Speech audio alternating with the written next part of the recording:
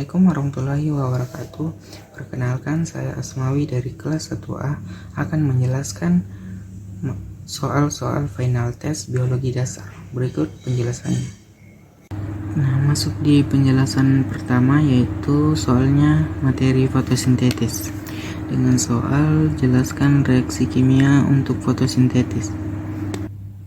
Nah, reaksi kimia untuk fotosintesis yaitu NCO2 ditambah NH2O ditambah cahaya menghasilkan C6H12O6 ditambah 6O2.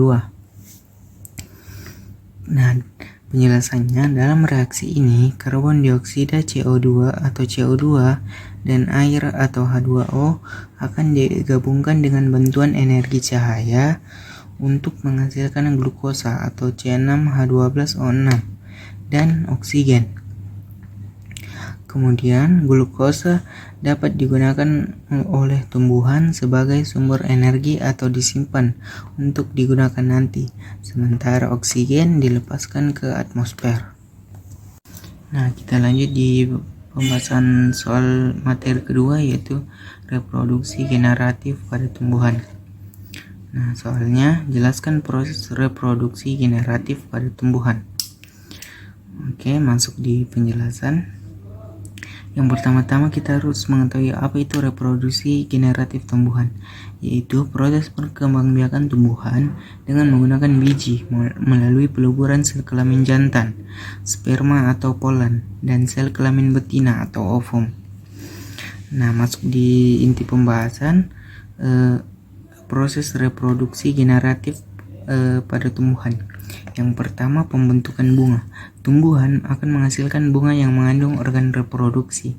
Yang kedua ada proses penyerbukan. Di sini serbuk sari atau polen dari bunga jantan akan dipindahkan ke putik bunga betina. Selanjutnya ada pembuahan. Serbuk sari akan membuahi sel telur atau ovum dan membentuk zigot. Yang keempat ada pembentukan biji. Di sini zigot akan berkembang menjadi menghasilkan gandum embrio. Yang terakhir atau perkecambahan, biji bercambah dan tumbuh menjadi individu baru. Oke, masuk di soal ketiga ada materi reproduksi tumbuhan secara vegetatif. Nah, dengan soal jelaskan jenis-jenis reproduksi tumbuhan secara vegetatif.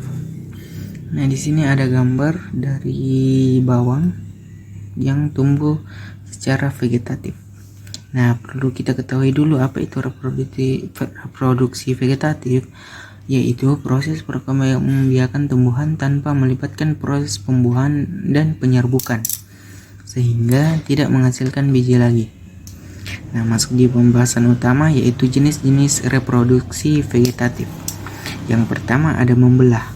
Nah, di sini tumbuhan akan membelah diri menjadi dua bagian. Contohnya seperti bakteri dan jamur. Yang kedua ada proses mentas, yaitu tumbuhan akan menghasilkan tunas baru. Contohnya kentang dan singkong. Yang ketiga ada menggunakan stek. Nah, stek ini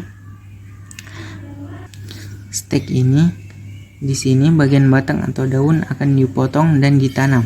Contohnya itu tanaman kaktus dan sirih. Yang keempat ada menggunakan cangkok.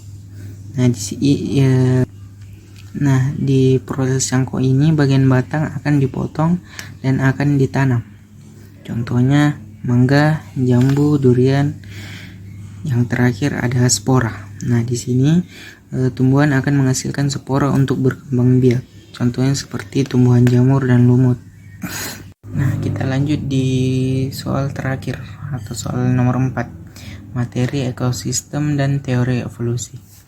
Dengan soal bagaimana hubungan suatu ekosistem dan evolusi saling bersangkutan dan berhubungan, serta jelaskan. Nah, pembahasan pertama, apakah ekosistem dan proses evolusi itu bersangkutan? Jawabannya iya.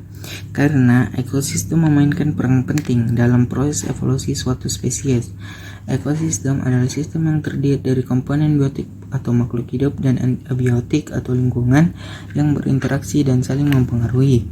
Proses evolusi dalam ekosistem dapat dipengaruhi oleh beberapa faktor, yaitu yaitu yang pertama ada seleksi alam.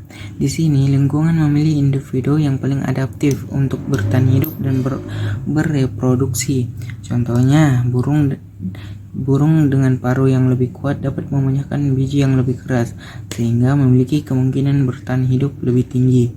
Yang kedua ada ketersediaan sumber daya, yaitu makanan, air, dan tempat tinggal yang dapat mempengaruhi kemampuan bertahan hidup suatu spesies.